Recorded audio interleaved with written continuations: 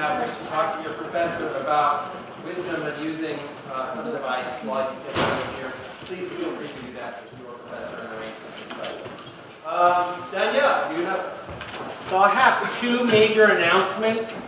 Make sure you try to attend Professor Bacigalupa's roundtable discussion today at the Barrel Room at 4 p.m. In addition, we're all going and preparing for our field trip.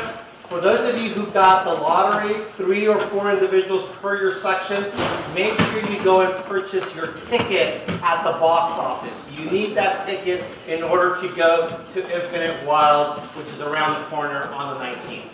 Thank you. Awesome. So you don't know where the Barrel Room is? I'll tell you. It used to be a pizza place. It's right near the Cooperage. You would pass it, most of you, on your way to classes. Kind of right at the corner where Redwood Drive turns. It's right there. Yes, the round tables are excellent, and I think Dr. Bacigalupa has some special guests for us. So you going to tell us about that? Awesome. Awesome. Before I introduce Dr. Bacigalupa, just a few words of kind of preparation. So one of the things that we know, so a lot of you are reading a book in your sections this term called We Are Not So Smart. I think that makes a lot of you, right? That book is just the culmination of 2,500 years of steady teachings to us that our brains really actually kind of suck at what we think they're supposed to be really good at, which is knowing the truth or getting real wisdom. Wisdom that really lasts and matters. So that's kind of what's behind Dr. Bacigalupa's talk to you today. One of your curricular areas in this class is critical thinking. That's what we're going to be talking about. Now, what that works out very practically for us academics, because what academics, professors, college-type people do is think about how people know things. And not just know things, but how they really know that they know things. And I'm going to put it to you in this way. It is generally thought of in kind of regular popular discourse that everybody is entitled to their own opinion. You've probably heard that. I'm going to tell you something kind of radical. Academics really don't believe that. They don't like the word opinion very much. They would say that everybody is entitled to a position that they will then be asked to argue for and bring forward evidence and reasons for. And then we all together get to look at that position, those ideas and those reasons, to decide together if those are good or bad. But opinions, all by themselves, we don't really care that much about. You can talk about that in your sections. Your faculty are here to change you. We want college to be an experience that changes you. And one of the most important ways that we want college to change you is to move you in the direction of really accepting and believing that your brain, without good tools, doesn't serve you as well as you think it might. Dr. Chiara Bacigalupa, we are incredibly privileged to have today. She is a professor of education and chair of the early childhood studies program, right? It will be forever. Forever. Okay. It's actually one of our most, it's actually one of our newest majors, right? And it's a great major. I know several students who are in that major and they love it. So she is a professor in the area of child development and early childhood education. She's been here since 2007. And she's been a teacher and educator in various settings and schools for a long time as well. She served as, she's a veteran of our program, both as a teacher and in my job as coordinator. In fact, she had an extra gig last year when I had to depart for a semester, and she took over. So she was in that position for, I think, basically 3 years. Her PhD is from the University of Minnesota. Her master's degree is from CSU Northridge, so she's a CSU alum as well. Please welcome Chiara, Dr. Chiara.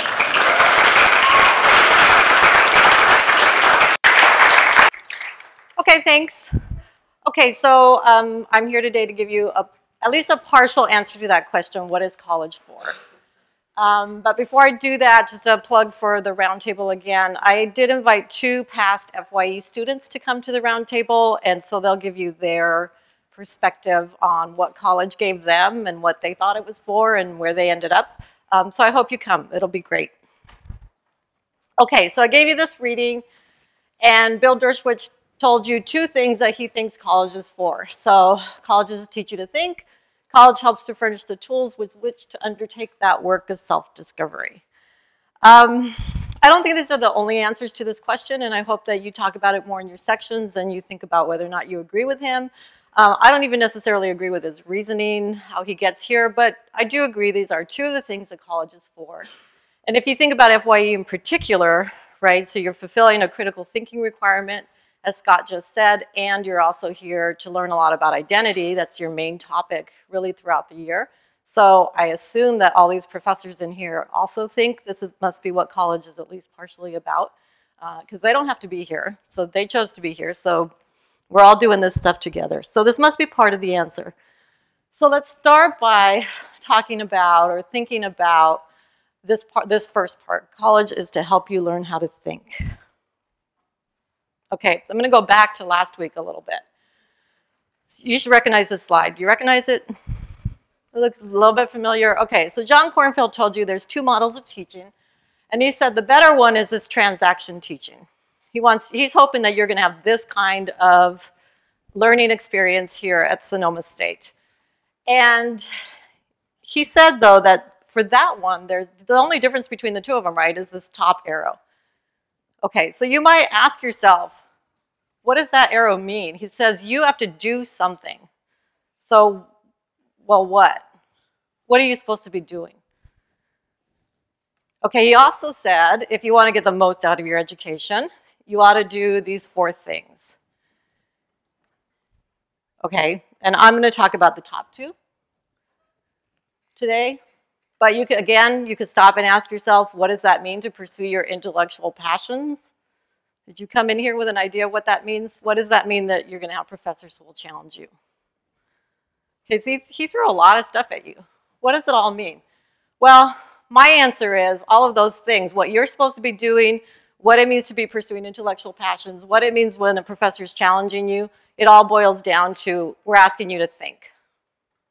Okay, think. And it's not only asking you to think, we're asking you to learn how to think. Okay, so that's a little bit insulting. Don't you already know how to think? I hope so. But it's not really what you've been doing in school up to this point, which is sort of a radical thing to say. I have 2 kids who went through the public school system, 2 girls. I didn't see them being asked to think very often. I saw them doing a lot of this, right? And these kinds of tests don't really lend themselves. John talked about this too. They don't lend themselves to asking you to think. They lend themselves to asking you to memorize things.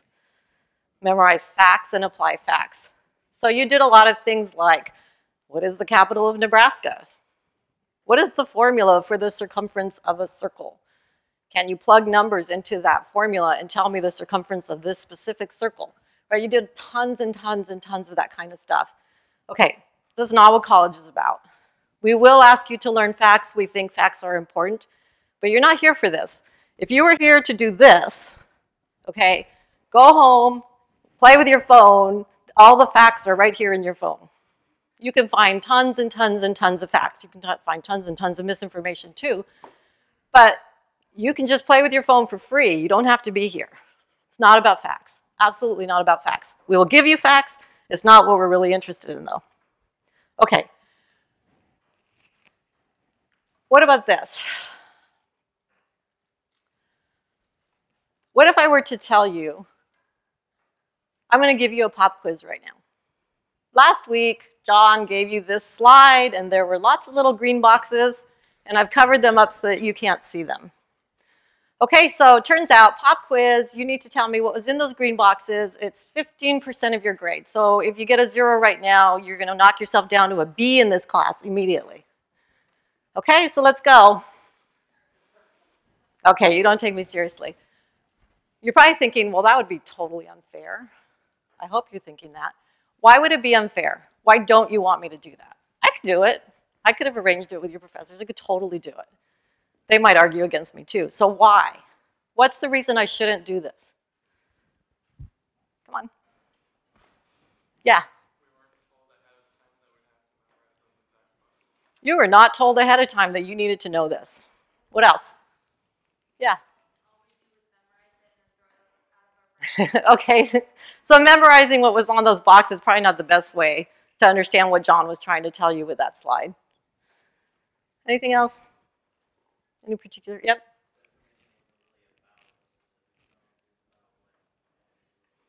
Yeah, absolutely. It does not matter really a whole lot what was in those boxes. That wasn't his point.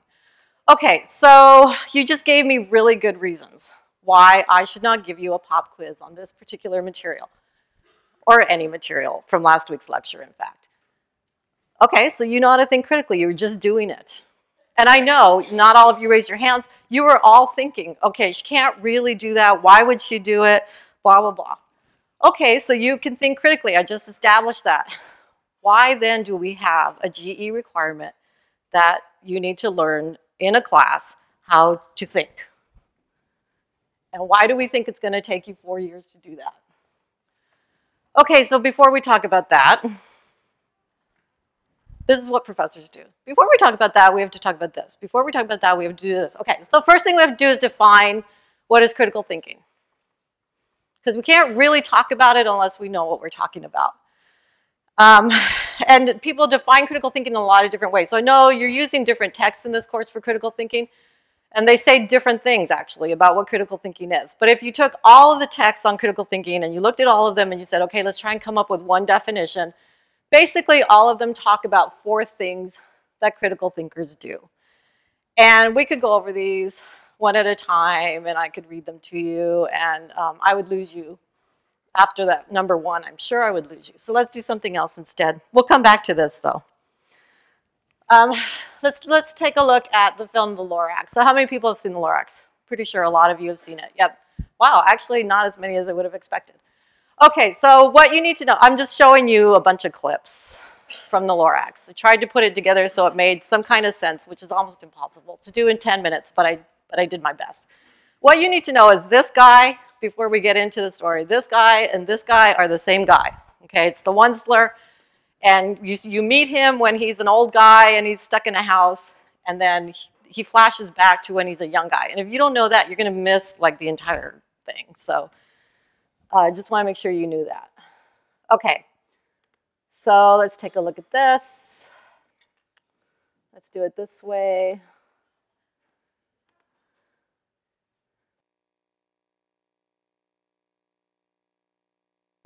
Okay, now I'm back on. Whoa. Okay, so let's go back to critical thinking, and we'll use this movie to talk about it. Okay, so the first thing I said on a slide a couple of slides ago, critical thinkers are willing to look at their thoughts. I didn't actually read these to you, so now I'm going to read them to you. Critical thinkers are willing to look at their thoughts. They put off action while they consider the best course of action. Basically, they use their brains to find out more. Okay, so that's, most people agree. This is one part of being a critical thinker. And we kind of got messed up at the beginning there. But at the beginning of the show, they're singing, we don't want to know where our garbage and our chemicals go, right? We don't want to know. We don't want to use our brains to think about what's going on in our towns. So I would say the majority of the townspeople are not critical thinkers, good critical thinkers. Okay, this thing is really annoying. On the other hand, Ted spends most of the movie trying to find out more, right? He's trying to use his brain to think about all kinds of things and try to figure out what's going on.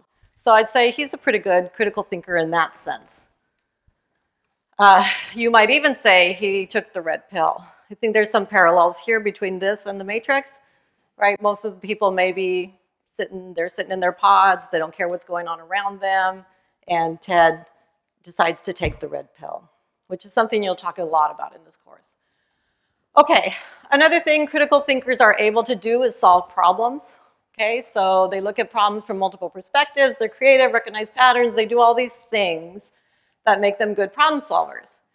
And if you think about the Onceler, when he actually does solve a lot of problems, right? He builds an entire factory, he figures out how to become a millionaire selling his needs, He's solving problems left and right. The problem is he's not a very good problem solver because he's only looking from his own perspective. He's solving those problems in order to get what he wants, but he's not thinking about his entire community. And later in the movie, he regrets it, right? He says, I have lots of regrets because he didn't solve problems well. So I'm going to say, you know what? He's not the best critical thinker. On the other hand, we don't see a lot of I didn't show you a lot of how they go about sort of getting away from O'Hare. But O'Hare wants to keep them from planting that seed, and they have to outsmart him, and he sets some thugs on them. And they have to really think about, okay, what are they looking for? What are they expecting us to do? They have to take the perspective of the bad guys to figure out how to outsmart them. So I would say Ted and his mom, this is his mom and his family, are okay critical thinkers in that sense. Critical thinkers use criteria to make judgments. I would say this is the most important part of critical thinking in many ways. It's the part that you're going to talk about the most in FYE. What criteria do you use to make judgments? How do you know somebody's giving you good reasons? What kind of evidence are you looking for? That's what this course is about. Okay, and also a lot of times people say, I don't want to be a critical thinker because it's critical, it's a bad thing, right? Well, no, not in this sense. Critical thinking is a positive thing. Okay, and critical thinkers also change their mind when they're presented with new evidence. So they're not necessarily stuck in one way of thinking. And what I would say is the people in the town, so not so much, I mean, O'Hare's not a very good critical thinker either, but the people in the town, the people behind him, are listening to his arguments, right, about trees. And he's using fear.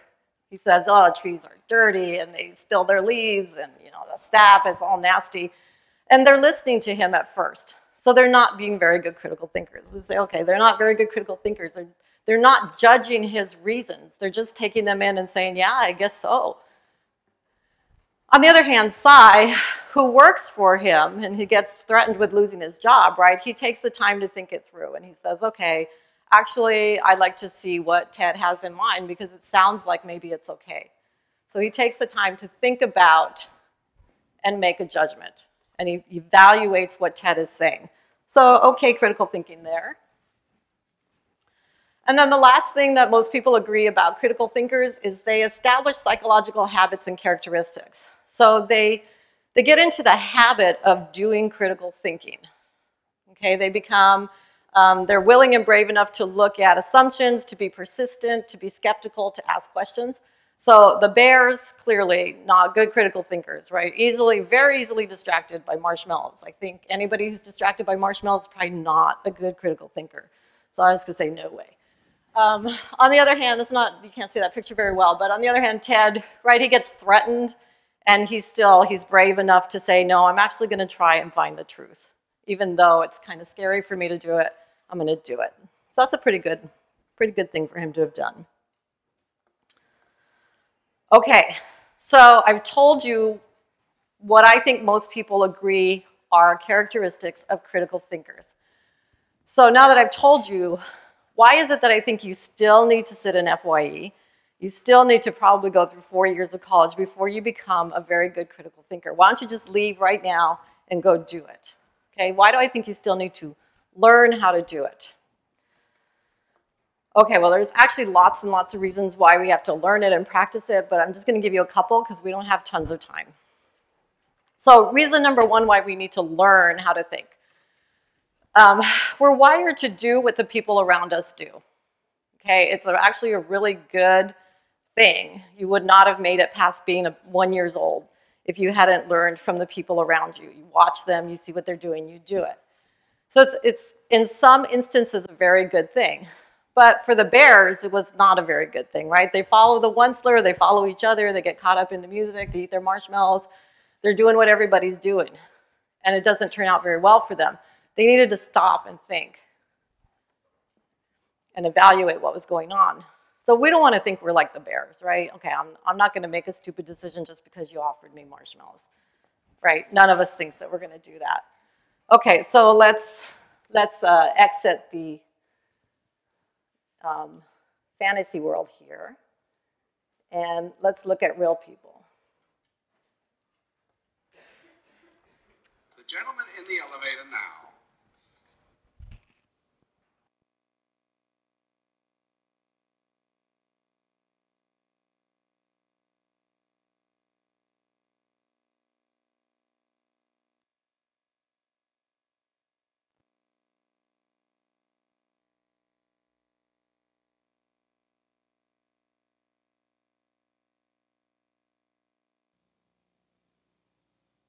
The gentleman in the elevator now is a candid star. These folks who are entering, the man with the white shirt, the lady with the trench coat, and subsequently one other member of our staff, will face the rear.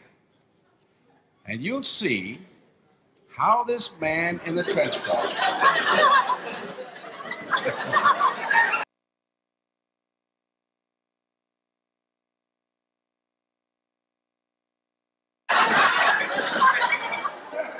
tries to maintain his individuality, but little by little,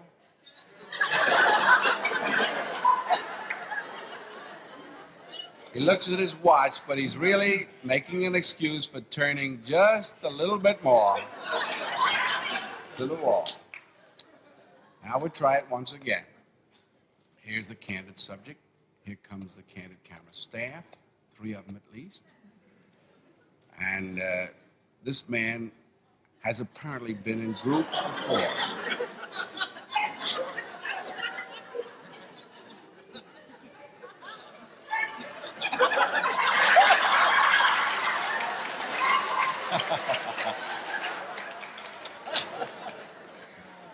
He's one of the group now. Here's a fella with his hat on in the elevator. First he makes a full turn to the rear and Charlie closes the door.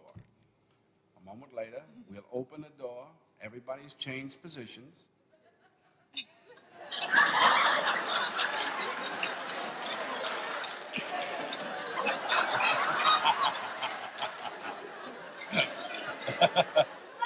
Now we'll see if we can use group pressure for some good. Now, in a moment, on Charlie's signal, everybody turns forward. Notice they take off their hats. And now, do you think we could reverse the procedure? Watch.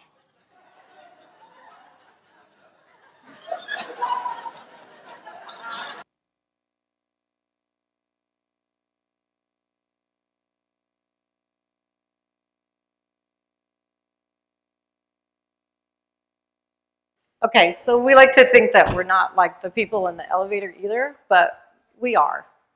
We're a lot like them. And in that elevator, I'd be tempted to turn around too. So one thing that college is going to do is going to help you stop and think. Is this a time when I should do what everybody else is doing? Or is this a time when maybe I don't need to turn around or put on my hat or whatever it is that everybody else is doing? And this is a silly example, but there's lots of times when we do what other people are doing and it's not so silly.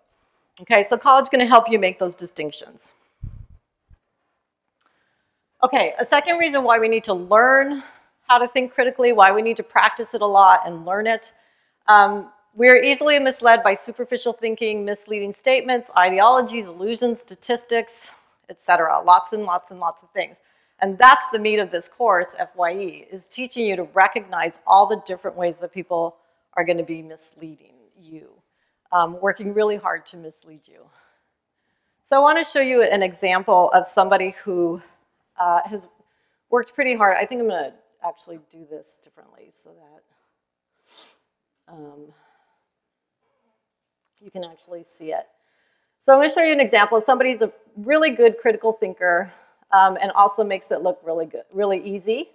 It's not easy what he's doing, but he digs real deep into what people are doing on TV and shows you some of the ways that you're being tricked on TV. So let's take a look at this.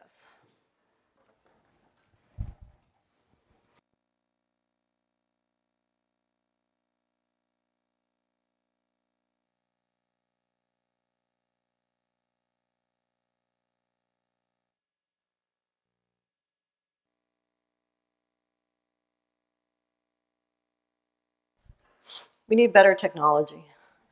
Okay, so the point is, there's lots of people out there trying to mislead you. A lot of them are advertisers trying to sell you something, but the news can be very misleading. Politicians can be very misleading. They all want you to do something. They want you to do something that benefits them a lot. So you're going out into a world where you have to be able to do what John Oliver is doing. Okay, and what he's doing, he makes it look easy. It's not that easy. It's not that easy to stop and say, okay, what are they really doing? When they're putting one person for and one person against, what is that telling me that I'm not even thinking about? How am I interpreting that if I don't stop to really think about what they're doing?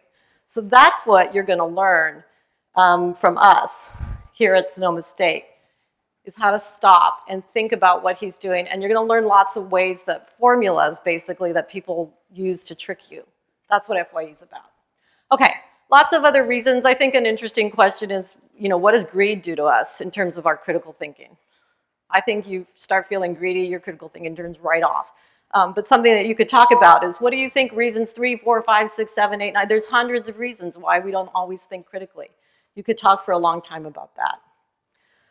Okay, so why is this important? Why do I think it's really important that you learn how to think critically? Because I personally do. That's why I was in FYE for so long. It's not my field at all. My field doesn't overlap with FYE hardly at all. But I stayed in it because I think this is such an important thing. So I'm going to show you an example of somebody who has a solution to pollution, right? So Lorax doesn't offer very good solutions. Sorry, it's a great little kids movie, but it doesn't offer very good solutions. Here's somebody who's been thinking about this for a while, and he offers an interesting solution. And boost the economy? Yes, we can. Here's how.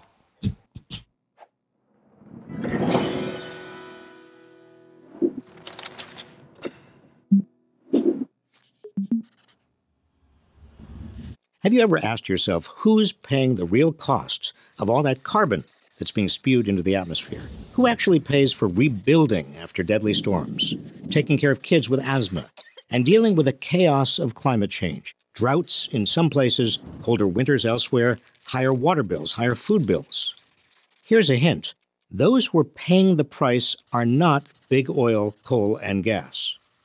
In the big picture, every ton of carbon that's released into the atmosphere costs our society between $40 and $100, and we burn billions of tons each year. But businesses don't pay that cost. They pass it along to the rest of us. Even worse, it's our money that's driving this. Since 2007 alone, more than $6 trillion has been invested in fossil fuels. Many of us are doing the investing, but don't even realize it. It's our money put into pension funds or educational institutions or through our taxes into state and local governments that's then going into oil, coal, and gas. It's a lose-lose proposition. But what if we flipped this script? For starters, let's stop investing in pollution and start divesting. Right now, you could go to MoveOn.org and start a petition to get a pension fund or city or university to pull its money out of polluters and start investing in green companies that generate equal or better returns. Even more important, impose a tax on carbon pollution. The sky belongs to all of us, but right now, polluters are getting away with poisoning it for free. We should start charging them rent. A simple tax on carbon would change the economics of polluting, forcing the market to make smarter choices, giving polluters a financial incentive to stop putting carbon into the atmosphere, and boosting non-carbon sources of energy. This tax could raise around $1.2 trillion over the next decade. We could use that money to create green jobs and rebuild infrastructure. Or we could do what Alaska does with its oil revenues and distribute the money equally to every American as a kind of dividend, a basic income for all Americans. Get it? Instead of investing our money in oil, coal, and gas, let's do the reverse. Divest from carbon polluters. Have them pay price to pollute. And we collect the money. Instead of lose-lose, it's win-win.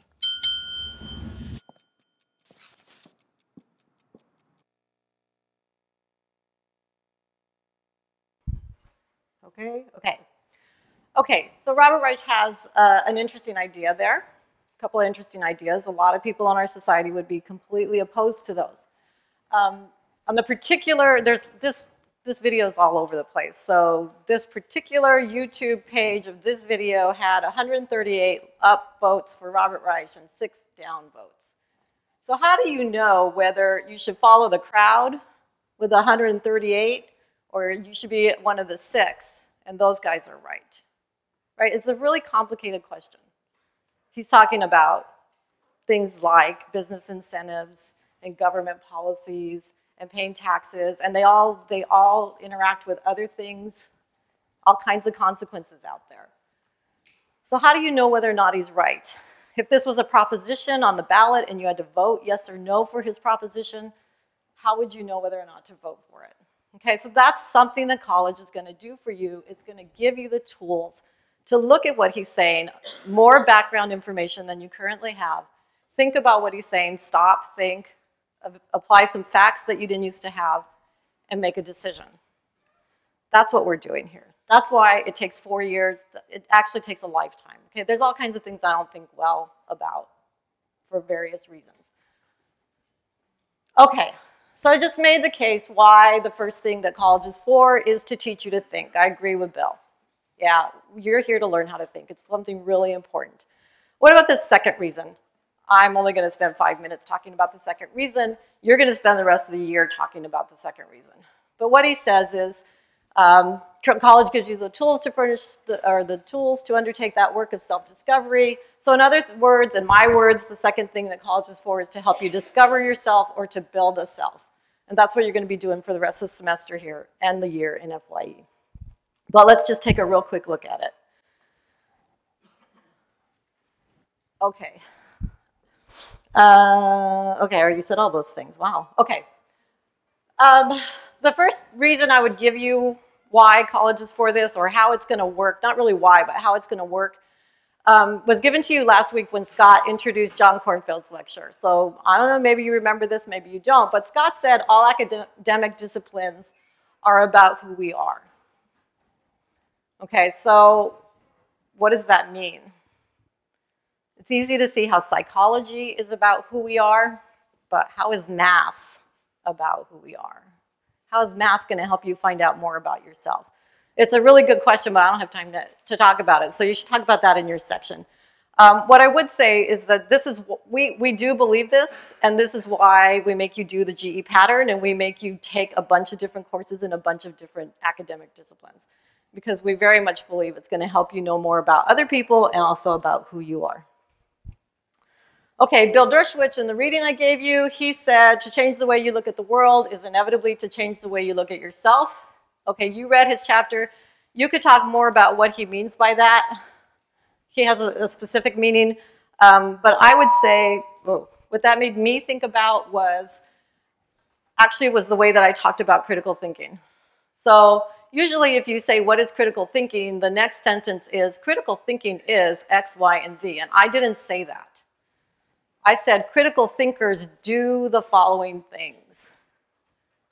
And that's because I don't think it really is about thinking, it's about you. It's about what you're going to do. So to the extent that you become somebody who's better able to look at your thoughts, somebody who's better able to solve problems, somebody who knows a lot of criteria and what kinds of evidence to look for when making judgments, and somebody who's established psychological habits, to the extent that you do all those things better after college, yeah, of course you're changed. You came in not knowing how to do some of those things or not doing them very consistently. Hopefully you're going to leave doing them extremely consistently and being pretty good at them. So yeah, we're going to change you. Absolutely. Okay, and then the last one, I'll just go back to John's lecture. I love John's lecture. I think I came and saw it last week just because I like seeing it. I think he has a lot of really great ideas in there. So I keep going back to his ideas. Also, I think it helps if I keep going back to them to help you pull things together. But what did he showed you this slide, and he said, what should students accomplish in school? And his answer was, you should know, you should care, and you should act about certain things. Okay, well, that reminds me a lot of TED, okay? So just like TED, we want you to know more about a lot of different things. We want you to care more about a lot of different things, and we want you to act on what you learn. And of course, if you did that, that would change you as well. That would help you to become a different person.